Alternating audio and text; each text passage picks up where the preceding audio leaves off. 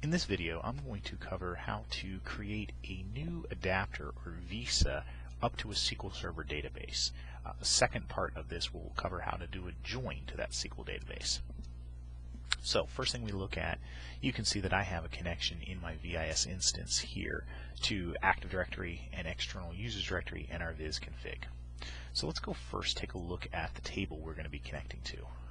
We're going to connect to this database here called external, and I have a table here called ext_users that has the users we're going to actually join to. So this is the data that we're actually going to go pull from SQL Server. So let's go ahead now, bring up Management Console, go into our viz config.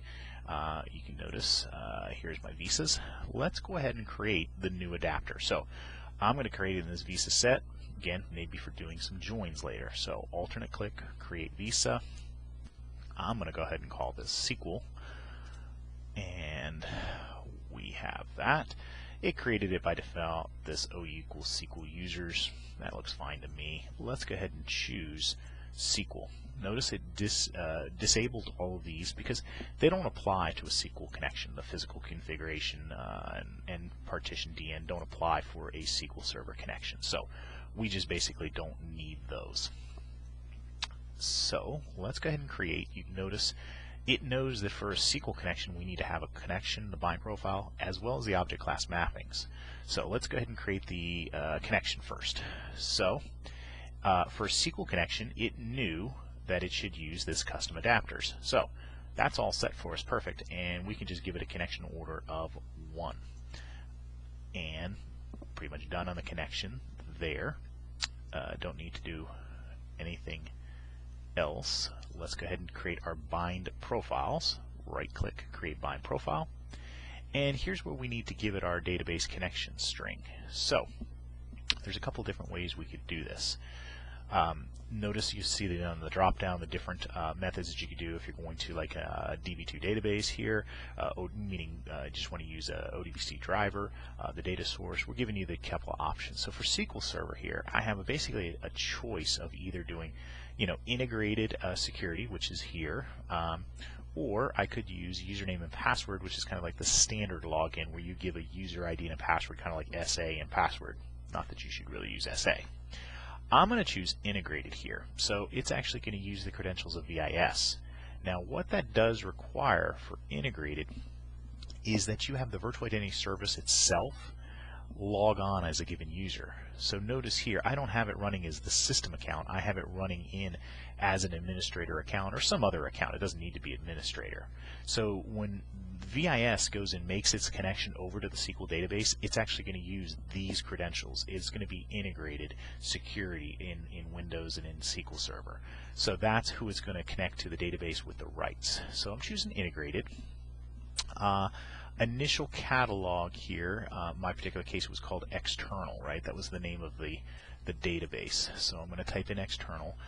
Data source, this is really the host name. So I could do localhost, and that's it, ending semicolon on that, and give it an initial connection pool of 1. Click Save. So now it's again reminding me to associate this to a bind profile, otherwise you won't have access. I'm going to go ahead and associate it to all. So it went there, added it to all the security groups. We'll go up and verify that in a second. Now let's go ahead and create our object class mappings. So this is required for the SQL connection, and the reason this is required is we have to create the mapping for VIS to understand what this is. So we're going to take SQL data and represent it as LDAP data. We have to tell VIS, what are we looking at? What type of data is this? So in this particular case, I'm going to tell it the virtual object class name, meaning what it's going to be displayed in VIS is user. Now for the physical, look at that. It's already gone out and read the database table, and showed us the tables and rows and roles that we can use. So you can use a view, a stored procedure, a database table. In this particular case, I'm going to connect to a external users table, the table itself. We're going to go directly to the table. Then you need to give it an RDN. So what this is the relative distinguished name for the RDN. what that means is what is unique and what do you want to use as the anchor attribute out of the database. So what makes that unique within the given OU structure. So again, this is an LDAP term. We need to apply it through for SQL.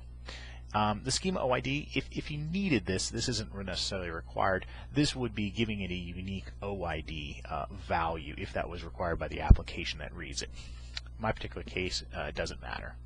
So it's asking us if we want to delete all cache schema files.